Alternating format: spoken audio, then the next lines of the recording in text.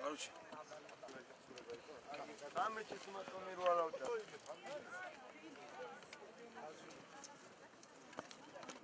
ეგრეთი ახლა ერთმა ფეხი დააფიქსირეთ ესე. ისები ჩუი.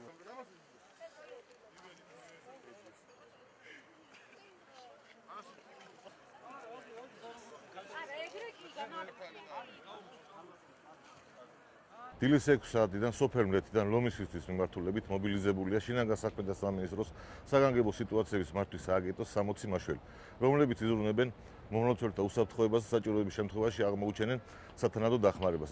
მორიგეობა გაგრძელდება ლომის ობის დღესასწაულის დამთავრებამდე.